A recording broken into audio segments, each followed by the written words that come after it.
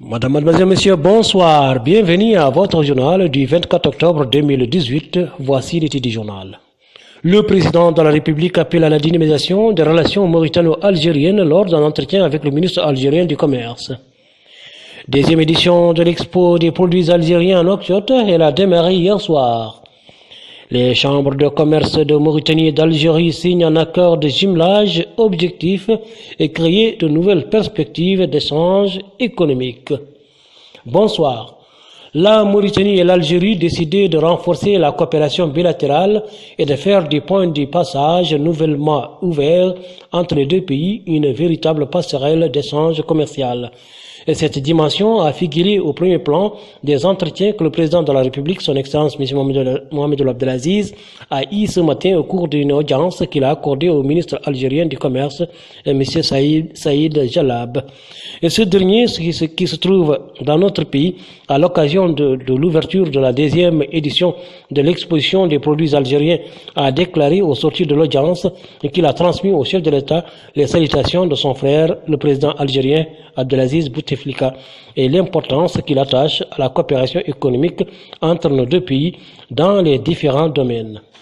Il a indiqué avoir présenté au président de la République, son Excellence M. Mohamed Abdelaziz, un exposé succinct sur l'exposition des produits algériens à Nouakchott, à laquelle a-t-il dû prendre part les représentants de 170 entreprises algériennes des secteurs publics et privés et sur l'interaction positive entre les hommes d'affaires mauritaniens et algériens.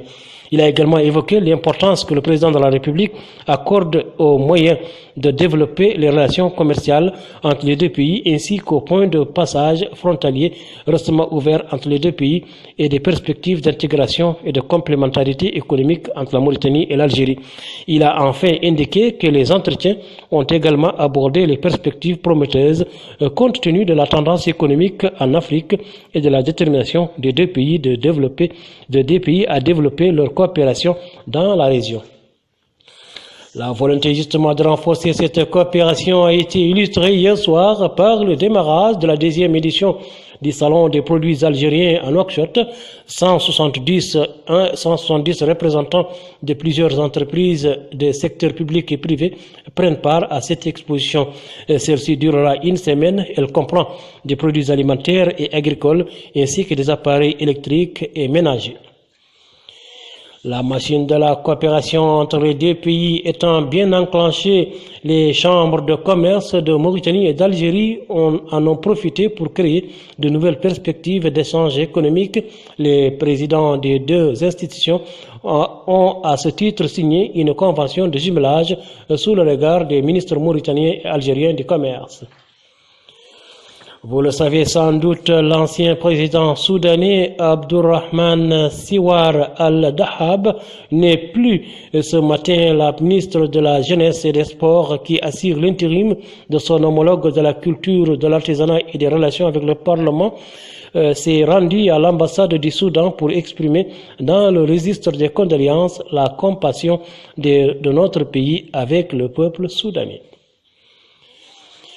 Dieu merci, cette année a été particulièrement pluvieuse et du coup l'herbe est abondante, mais attention aux feux de brousse.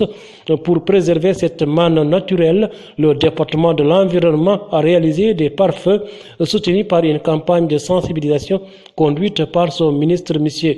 Hamadi Kamara au niveau des régions au riche potentiel agro-pastoral comme le Gogol.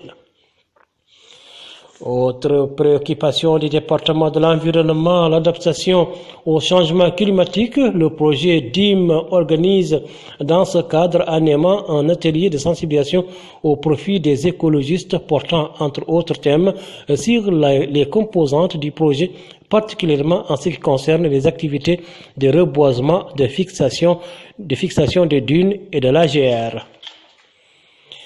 Les changements climatiques ont également des répercussions négatives sur la faune et la flore. Certaines espèces comme les phoques moines sont menacées d'extinction. Pour les préserver, ils ont été placés au cours d'une première phase de fixation dans la zone de Cap Blanc à Nouadhibou qui offre les conditions appropriées à leur épanouissement. Cette mesure est exécutée dans le cadre d'un programme mis en œuvre par le Parc national de Banc d'Arguin, PNBA, en collaboration avec ses partenaires. Le nombre des phoques moines est estimé à 500, dont la moitié se trouve dans notre pays. L'actualité nationale marquée par ailleurs par les travaux d'un atelier consacré à l'appui à l'identification et à la mise en œuvre de réformes législatives et réglementaires dans le secteur des télécommunications. Et cet atelier entre dans le cadre du projet du ministère de l'Emploi, de la formation professionnelle et des technologies de l'information et de la communication de couplage national. Enfin, nous clôturons ce journal par le 7e art avec le démarrage hier soir à Nouakchott des activités de la 13e édition du Festival international des films du court-métrage. Le programme de cette manifestation organisée par la Maison des cinéastes mauritaniens en collaboration avec le Conseil régional de la ville de Nouakchott comporte la projection durant 5 jours de films traitant du danger du phénomène du terrorisme sur le développement économique et social des pays. Il prévoit aussi l'organisation d'ateliers au profit des jeunes s'intéressant au cinéma. Madame, Mademoiselle, Messieurs, merci de nous avoir écoutés. Passez une excellente nuit. Au revoir.